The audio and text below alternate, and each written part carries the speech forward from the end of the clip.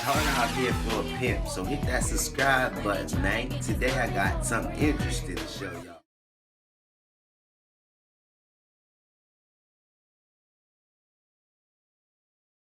Festival has never been deterred by the threat of controversy. Founded by Hollywood icon Robert Redford, the event has been a stronghold for provocative independent films, ranging from Kevin Smith's supposedly blasphemous Red State, The Blair Witch Project, The Birth of a Nation, and the routinely explicit work of Lars von Trier. With that said, arguably no production has brought as much controversy to Park City, Utah as Dan Reed's Leaving Neverland. Helmed by the Emmy and BAFTA-nominated director behind Terror in Mumbai and The Pedophile Hunter, the new documentary has come under fire from Michael Jackson's most fervent supporters. As a result, the local police precinct has been placed on high alert, complete with placards emblazoned with the slogan "Seek Truth, Think for Yourself." The efforts of those in Utah coincide with fans plastering hashtags "Boycott Sundance Film Festival" and "Stop Leaving Neverland" now across Twitter and Facebook. For hardened MJ fans, the problem lies in what the film has set out to accomplish. Through gut-wrenching interviews with the now adult men and their families, reads the official synopsis, Leaving Neverland crafts a portrait of sustained exploitation and deception.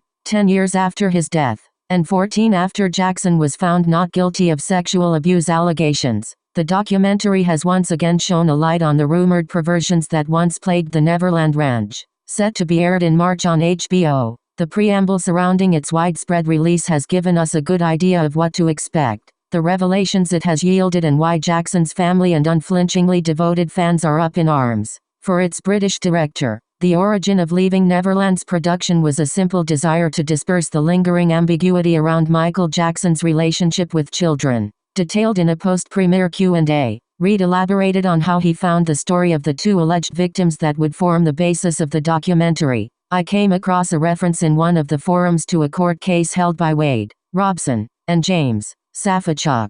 I thought that's strange. I didn't know about this, and this might mean that, for the first time, someone might be able to tell the story of what actually happened. About a year later, I found myself sitting in front of them with a camera, and this extraordinary story began. The stories he's referring to are that of two men claiming to have been molested by the global icon in the 1990s. Upon the news that screenings of this two-part, 4-hour-long documentary would come equipped with therapists, it was safe to assume that this would be a no-holds-barred account of the abuse that Robson and Safachuk were said to have been subjected to, filled with revelations that prompted Indie film critic David Ehrlich to remark that he'd need 400 showers to ever feel clean again. His ensuing review spares no details as to what viewers can expect. Rather than cast any reasonable doubt, Ehrlich presents the film's content as unequivocal fact, no matter how depraved or unsettling it may be. Where dispatches from his 2005 trial scratched the surface of his alleged crimes,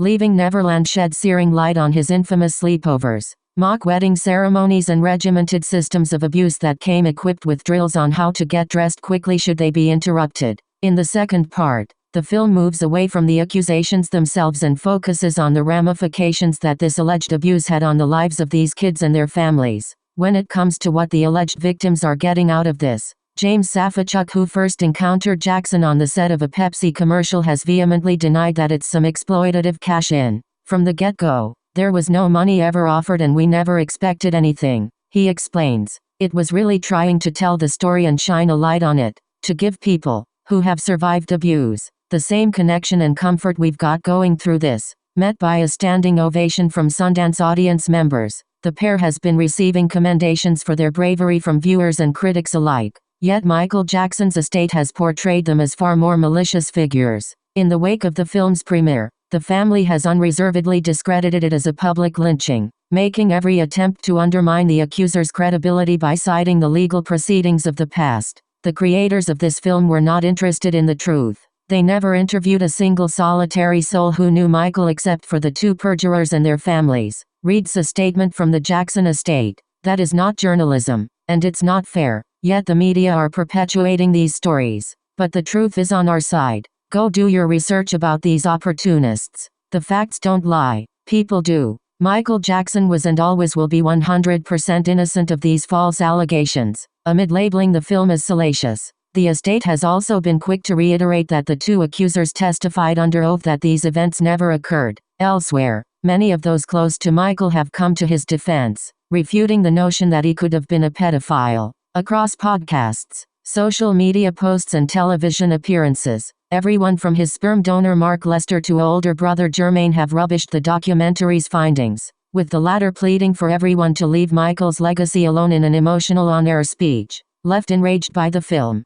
Tito Jackson's son Taj has assigned himself the task of exposing the truth about his uncle's life via an opposing documentary, envisioned as a way to conclusively destroy decades of salacious myths which have been told and sold about Michael Jackson ad nauseam. He has set up a GoFundMe in order to aid his progress. At the time of writing, he has amassed $46,000 of his $777,000 goal. In a more grassroots campaign, everyday supporters of the legendary artist have rallied behind him through an online petition that calls for the film to be shelved. Titled "End the Defamation of Michael Jackson," the contrast between the oppositional front of these 57,000 vocal supporters and the praise it's receiving from audiences epitomizes why this film carries a real sense of occasion. Predestined to have millions tuning in, the morbid fascination it has conjured up is no mean feat. Featuring whatever side of the fence you're on, March will give us all a chance to witness Leaving Neverland in all of its heinous detail. It's our job to objectively make up our minds as to whether we're witnessing opportunism or a matter that could irrevocably change Jackson's legacy as we've come to know it.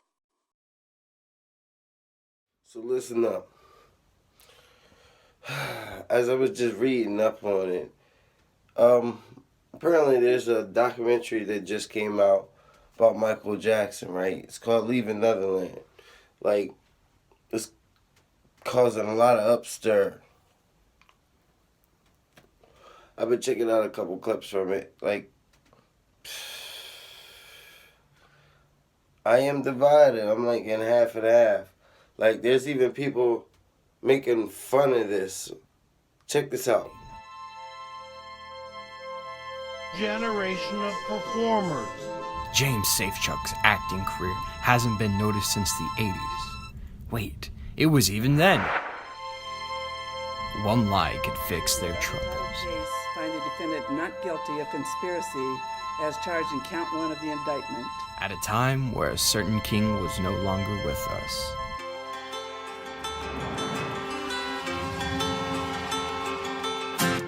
Leaving Neverland, directed by Lex Luthor himself, Dan Reed, follows the story of two blatant liars who, under oath, claimed Michael Jackson never touched them. Like that, no nonsense, no shenanigans, but he's a weird guy, you have to admit, right? You know what, at the end of the day, it's like, everybody's got something weird about him. Now, is there any question in your mind that Michael Jackson molested you? Absolutely not. No nonsense, no shenanigans. Count 1 verdict. Not guilty. And it was all fine. Until one day, a YouTuber by the name of History Remix was gonna make an honest man out of him. Follow his journey into the corrupt nature of false allegations. He made up a fake story that he was molested by Michael Jackson. In this documentary. No, not that one. This one, Liar Liar 2. The Wade Robinson and Jamie Safechuck story.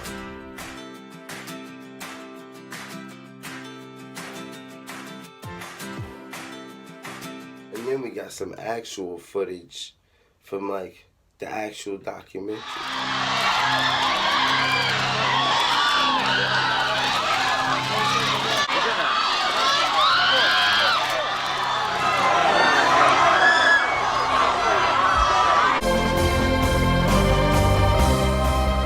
So much has been said about the life and career of Michael. Recent revelations are only the latest installments of a saga that began decades ago. From his drilling as a child star, an American icon who was destined to be the most talked about and examined figure in the world.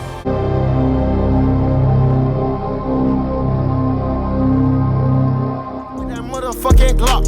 I don't get no fuck about a pussy or a op. Catch a nigga like and hit his ass at the stop.